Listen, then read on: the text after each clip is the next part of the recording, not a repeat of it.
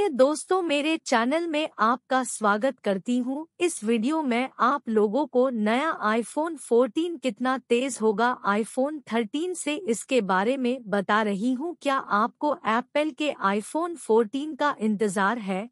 तो फिर आईफोन 14 के रूमर को मैं साझा कर रही हूँ। प्रिय दोस्तों, कृपया मेरे वीडियो को अंत तक देखें और मेरे चैनल को सब्सक्राइब करें। मेरे वीडियो पर कमेंट करना ना भूलें।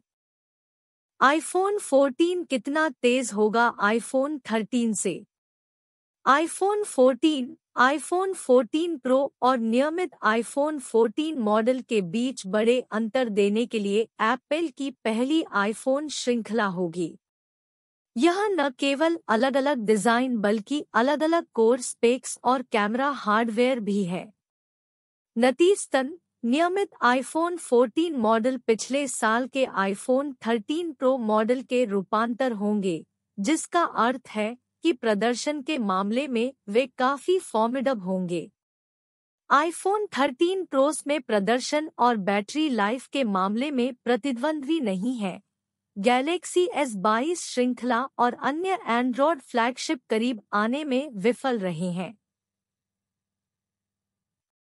इस बात को ध्यान में रखते हुए हम यह नहीं सोच सकते हैं कि रूमर की कीमतों में बढ़ोतरी को सही ठहराने के लिए हम आईफोन 14 प्रो और आईफोन 13 प्रो के बीच बेहतर प्रदर्शन अंतर की उम्मीद कर सकते हैं। नया आईफोन 14 क्या आईफोन 13 प्रो की जगह लेगा? 6.1 इंच का आईफोन 14 और 6.7 इंच का आईफोन 14 प्लस एप्पल के लाइनअप में मौजूदा आईफोन 13 प्रो की जगह लेगा। रूमर के अनुसार वे पिछले साल के आईफोन्स के समान ही नॉच डिजाइन पेश करेंगे। एकमात्र डिजाइन परिवर्तन पीछे की चिंता करता है, जहां वे दोहरे लेंस वाले कैमरों को रॉक करेंगे। यह वह स्पेक्स है जो आईफोन 14 मॉडल को आईफोन 13 प्रो फोन के बराबर बना देगा या और बेहतर। रूमर का कहना है कि आईफोन 14 और प्लस को वही A15 बायोनिक वेरिएंट मिलेगा जो आईफोन 13 प्रोस को पावर देता है। यह एक सिस्टम चिप सॉक है जिसमें 5 कोर GPU और 6 GB LPDDR4X रैम है। क्या आईफोन 14 में बैटरी का आकार बढ़ाया जाएगा? बैटरी के आकार में मामूली वृद्धि देखी जा सकती है। आईफोन 14 प्लस में आईफोन 13 प्रो मैक्स की तुलना में बड़ी बैटरी लाइफ होनी चाहिए, क्योंकि एप्पल के पास बैटरी के लिए फोन के अंदर थोड़ी अधिक जगह होगी। फिर से प्लस में पीछे की तरफ तीसरे टेलीफोटो लेंस की कमी होगी, जो फोन के अंदर जगह लेता है। अंत में आईफोन 14 और आईफोन 14 प्लस में अगली पीढ़ी के ओलेड पैनल होने चाहिए। उन्हें अपने पूर्ववर्तियों की तुलना में और भी अधिक कुशल होना चाहिए। यदि ये रूमर फैलती है, तो मूल आईफोन 14 मॉडल को अधिक पॉलिश किए गए आईफोन 13 प्रो अनुभव की पेशकश करनी चाहिए। हम शायद आईफोन 13 प्रो की तुलना में समान प्रदर्शन, बेहतर बैटरी लाइफ और कम प्रवेश मूल्य को देख रहे हैं। आईफोन 14 प्रो के प्रदर्शन के बारे में क्या सोच रखते हो? इन सब बातों को ध्यान में रखते हुए आईफोन 14 प्रो और आईफोन 14 प्रो मैक्स में सर्वश्रेष्ठ संभव हार्डवेयर की सुविधा होगी जो कि एप्पल इस वर्ष जुटा सकता है, और प्रदर्शन सुधारों को निर्धारित करने का प्रयास किया जो नई A16 बायोनिक चिप पेश करेगा। उम्मीद है कि A16 sock 6 CPU core pack करेगा, जिनमें से 2 उच्च प्रदर्शन वाले होंगे। इसके अलावा A16 भी 6 GB LPDDR5 रैम के साथ शिप करेगा, जिससे मेमोरी की गति में काफी सुधार होना चाहिए। लेकिन एप्पल अभी भी A16 बायोनिक के लिए 5nm प्रक्रिया का उपयोग करेगा। यह TSMC का तीसरा जनरेशन N4P 5nm प्रोसेसर होगा। वह N4P सिर्फ एक कोड नेम है। लेकिन यहाँ जो महत्वपूर्ण है वह यह है कि N4P आईफोन 13 प्रो और आईफोन 14 में A15 बायोनिक पर 11% प्रदर्शन सुधार दे सकता है। इसके अलावा A16 22% अधिक ऊर्जा कुशल होना चाहिए।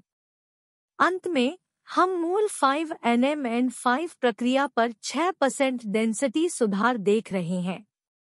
उसने 2020 के अंत में आईफोन 12 के A14 बायोनिक के साथ शुरुआत की। मेमोरी अपग्रेड को ध्यान में रखते हुए कि सीपीयू की गति में 15% तक सुधार होगा। जीपीयू अपग्रेड अधिक महत्वपूर्ण हो सकता है, जिसमें ग्राफिक्स प्रदर्शन एप्पल की ए सीरीज और एम सीरीज एसओसी के लिए प्राथमिक फोकस है कि iPhone 14 pro model iPhone 13 pro GPU की तुलना में 25% से 30% गति सुधार प्रदान करेगा। तेज LPDDR5 रैम भी इसमें मदद करनी चाहिए। क्या आईफोन 14 कैमरा अपग्रेड या सुधार होगा? उन सभी में जोड़े की अगली पीढ़ी के ओलेड पैनल और गतिशील 120 हर्ट्ज ताज़ा दरों के लिए समर्थन और आईफोन 14 प्रो पिछले साल के आईफोन 13 प्रो मॉडल की तुलना में और भी अधिक कुशल होना चाहिए। फोन के प्रदर्शन को अपग्रेड करने के लिए ऊर्जा दक्षता एक अनिवार्य हिस्सा है। यदि आप बैटरी को लाइफ कम करते हो तो आप गति को टक्कर नहीं दे सकते, तो आप गति को समाप्त कर देंगे, और गैलेक्सी S22 ने हमें दिखाया कि यह कैसा है। अंत में A16 बायोनिक के न्यूरल इंजन को इस वर्ष एक महत्वपूर्ण बढ़ावा मिलना चाहिए। ऐसा इसलिए क्योंकि आईफोन 14 प्रो और आईफोन 14 प्रो मैक्स में नया प्राइमरी कैमरा मिलेगा। 48 के वाइड कैमरा सेंसर को तेज प्रोसेसिंग और बेहतर मशीन लर्निंग की जरूरत होगी, और यहीं से A16 बायोनिक के न्यूरल इंजन को मदद मिलनी चाहिए। ये सिर्फ अनुमान है, बिल्कुल, लेकिन वे विभिन्न स्रोतों से बड़ी संख्या में लीक और रिपोर्ट पर आधारित है।